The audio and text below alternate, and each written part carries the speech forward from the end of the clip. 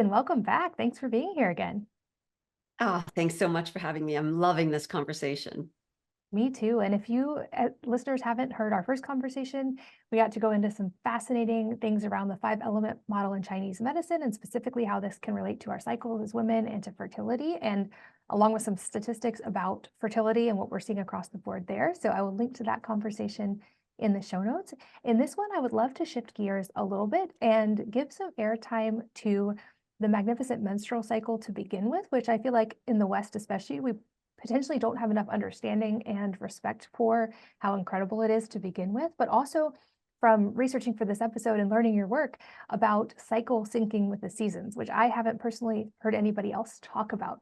So I know this is a broad topic, but can you introduce us to the concept of what it even means to cycle sync with the seasons? Yes, I can. So, it's interesting, right? We have 4 weeks typically of our menstrual cycle, and we have 4 seasons typically. And because again, we are one with nature, our bodies, our whole health, and I often say our whole health is our reproductive health, and our reproductive health requires our whole health. So the cycle syncing is just a prism, a way of looking at the seasons and what might be happening in our whole body and how that might affect our cycles, our menstrual cycles.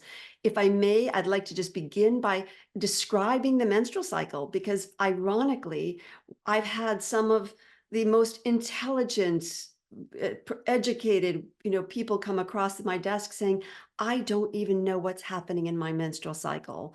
And I think it's an important, just, brief overview.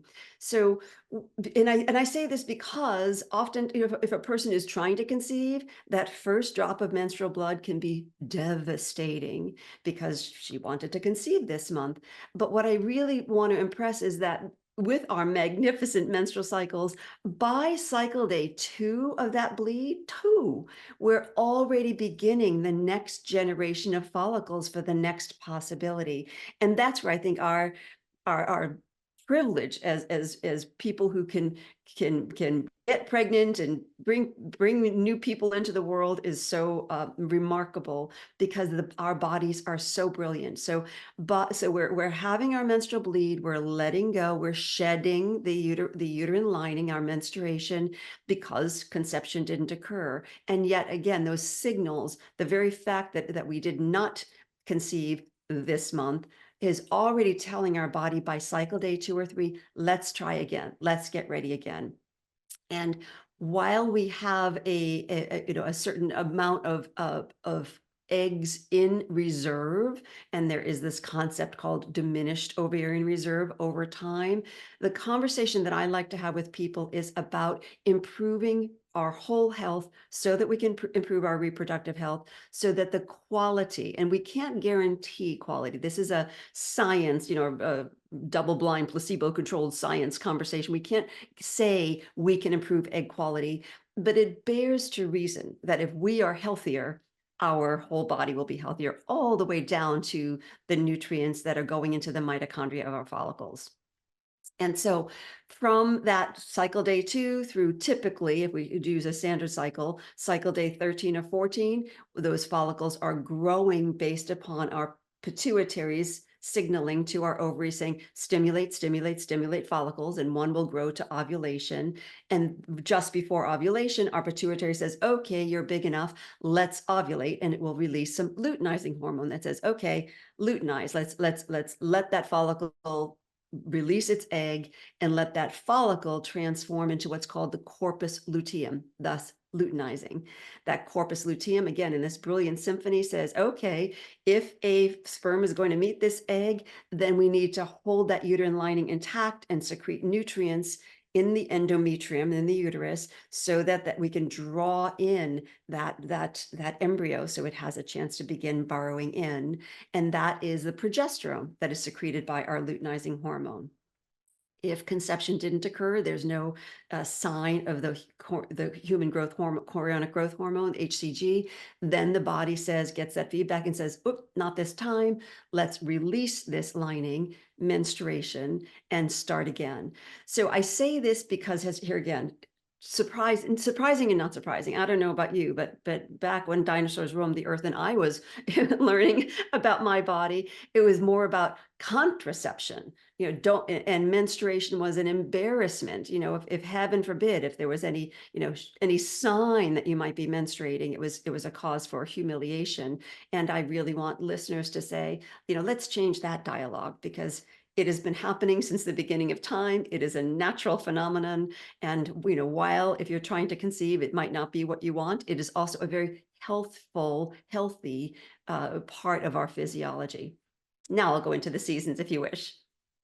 Okay, so let's begin with winter, right? So winter is cold, it is dark. Our bodies tend to kind of condense a little bit, kind of go, kind of tighten up and go inward, and our blood can get a little bit more congealed. Mind you, I'm speaking Chinese medicine speak, so I don't want anybody to Google this and say, well, that doesn't make sense, because it's Chinese medicine observation and perception that would say when we are cold, our blood can be more congealed.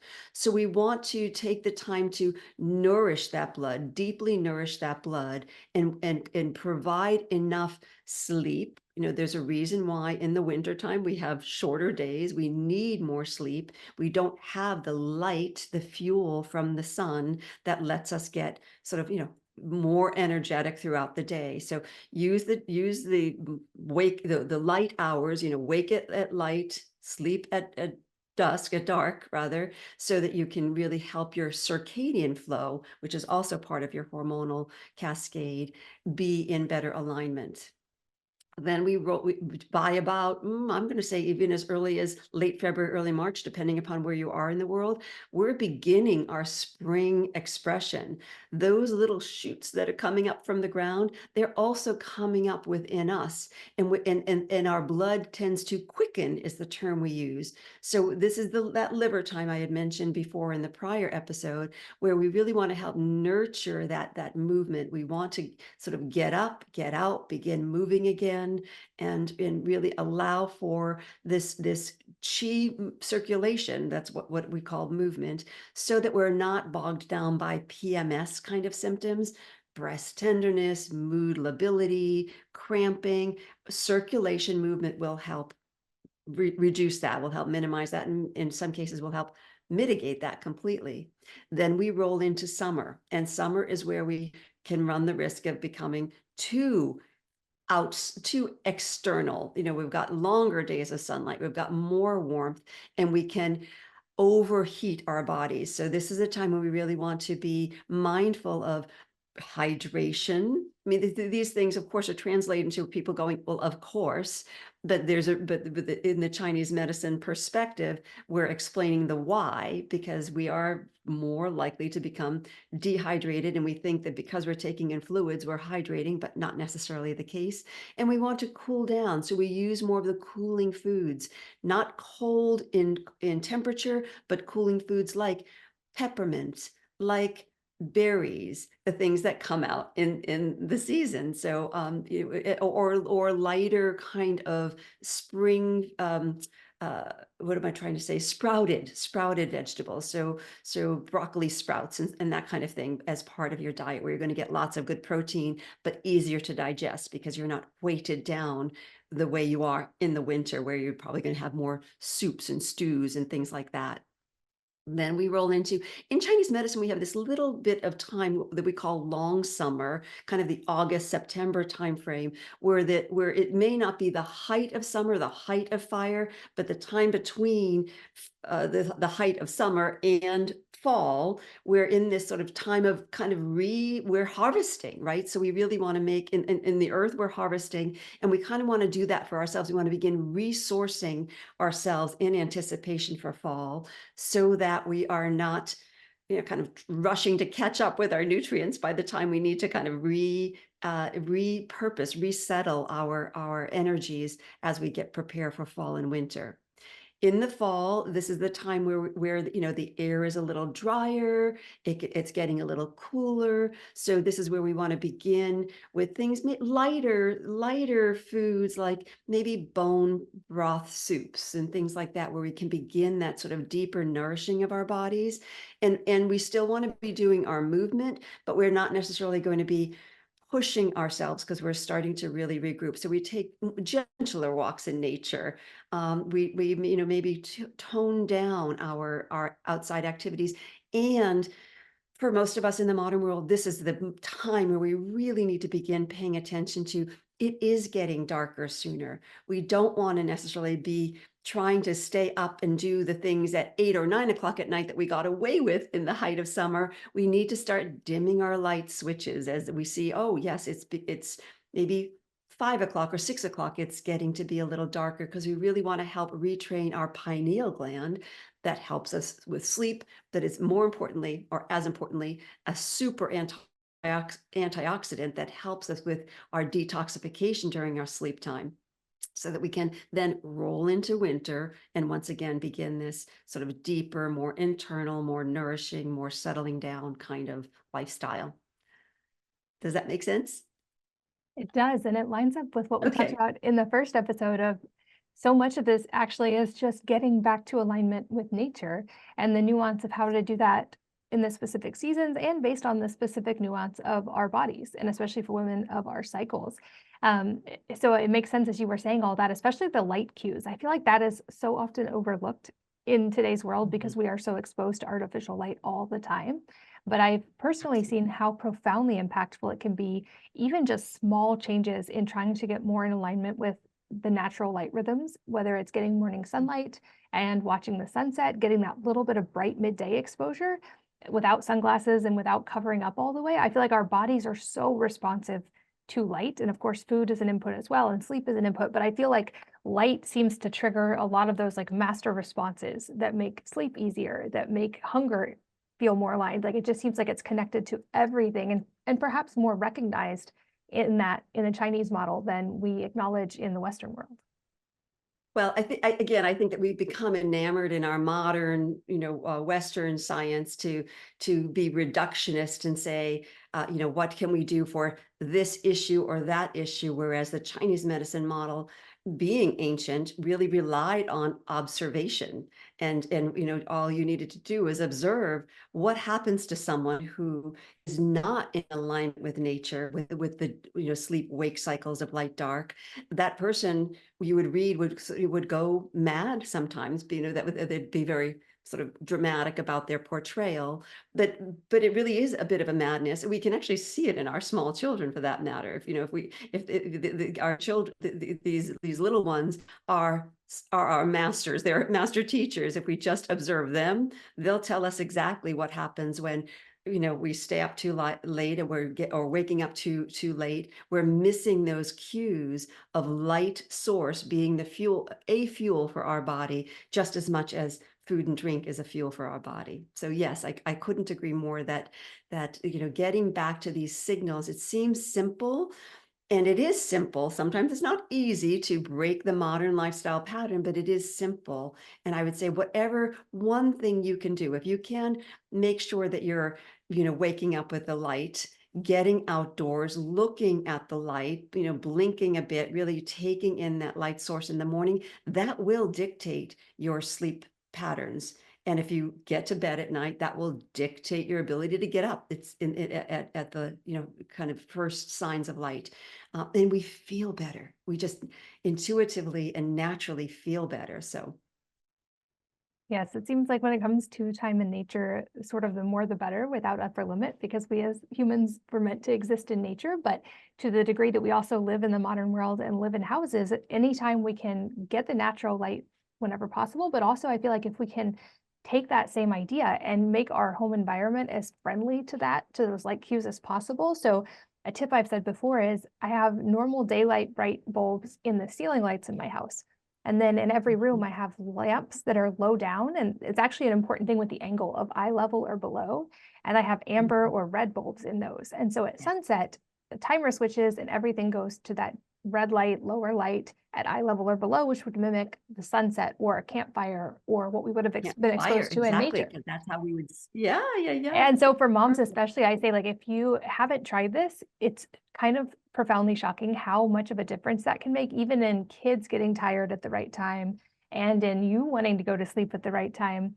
And that's when if once you set that up, it's an easy, seamless integration into your life, and it can make a big difference in sleep. So I love to share that tip whenever it's aligned. I also Brilliant. know in the modern world, many of us, like you said, you came from a generation when contraception was more the conversation. And I'm excited to see seemingly so many women now tracking their cycles and choosing to know their cycle more intimately and make choices based on that instead of just sort of like systematizing their cycle with hormones. And I know a lot of women listening may be tracking their cycle, and I have been as well for 20 years now almost. Is there anything from having that knowledge of our cycle that we can see in the patterns of our cycle that might give us insight into areas that we could support ourselves more? So, for instance, I know I've seen times of stress changed my cycle, and that was kind of a wake up call for me of like, oh, this is now affecting even my hormones.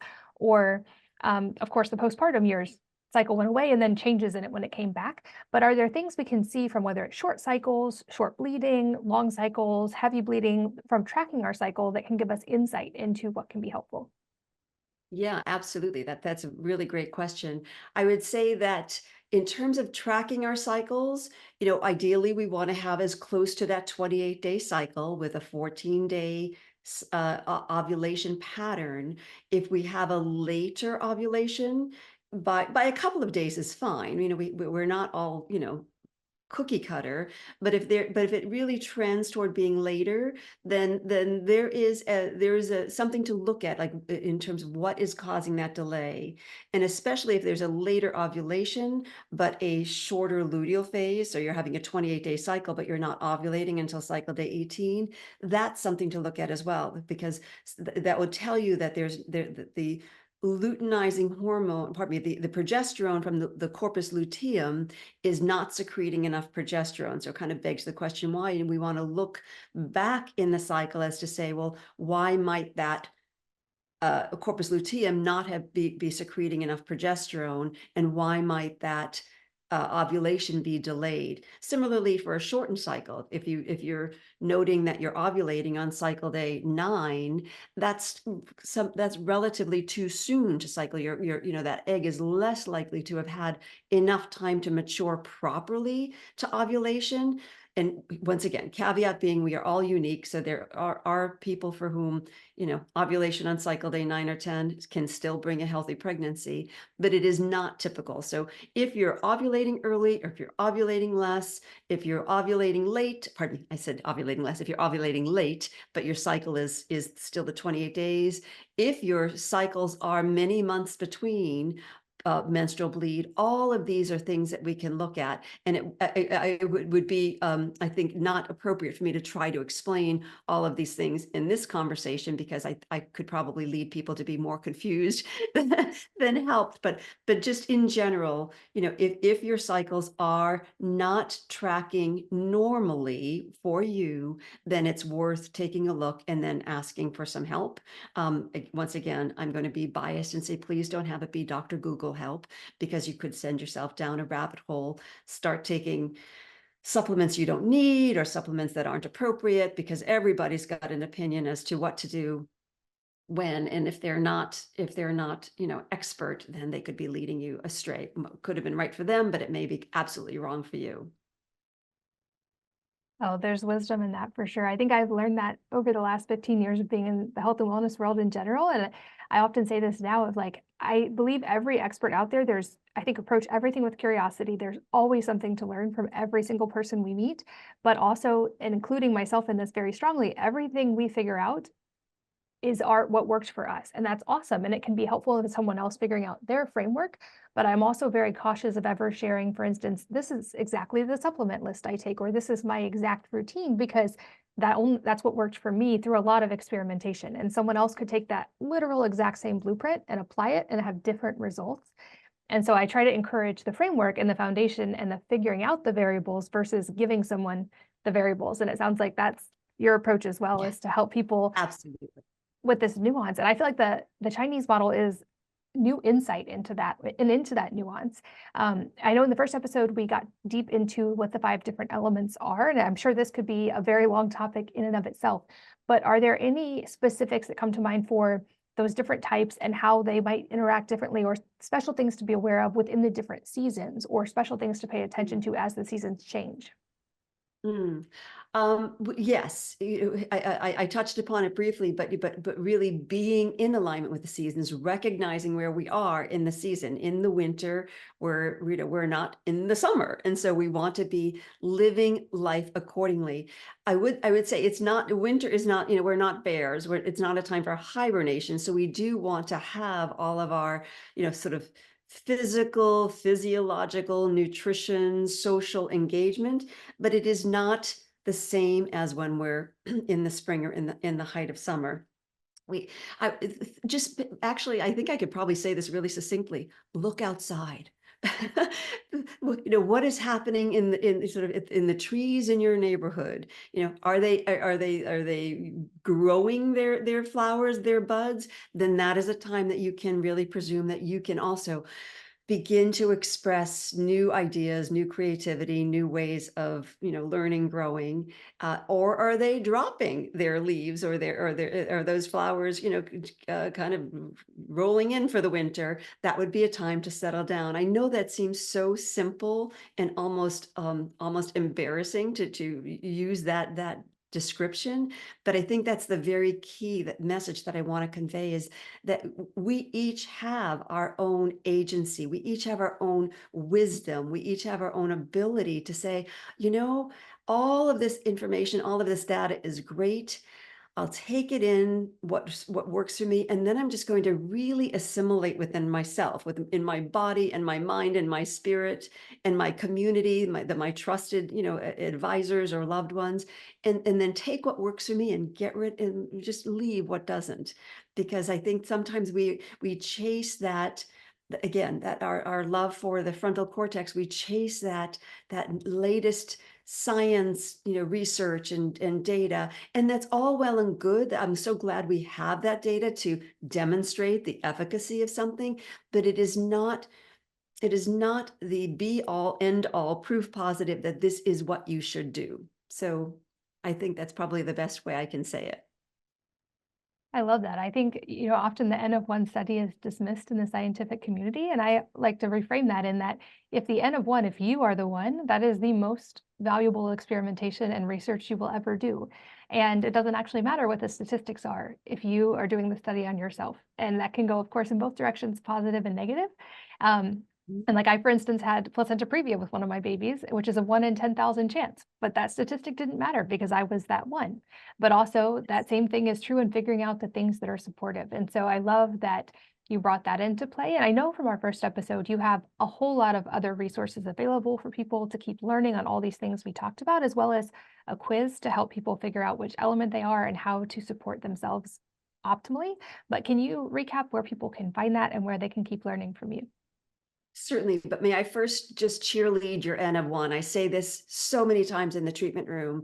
Try this for yourself. If someone is autoimmune, try removing gluten, try removing soy if they're Hashimoto's, and see how you feel. Do symptoms go away? Because just by my telling you this may not let your whole body, your physical, physiological, and emotional self engage with the changes.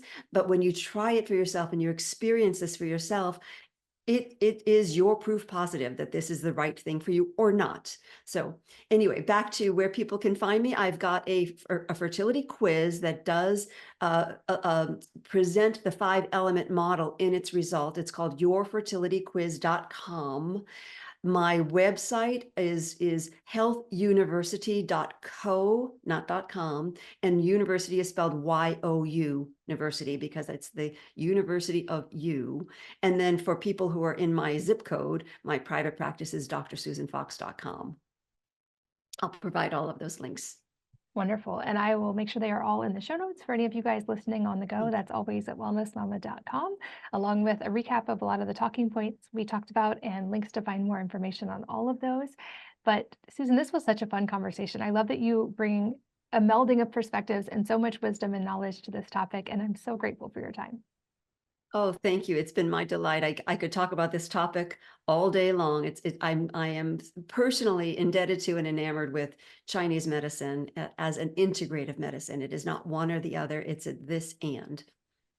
I love that. Yes, both and is a win-win. And I'm grateful we got to delve into it today. Thank you so much for the time. Thank you very much, Katie. And thank you, as always, for listening and sharing your most valuable resources, your time, your energy, and your attention with us today. We're both so grateful that you did. And I hope that you will join me again on the next episode of the Wellness Mama podcast.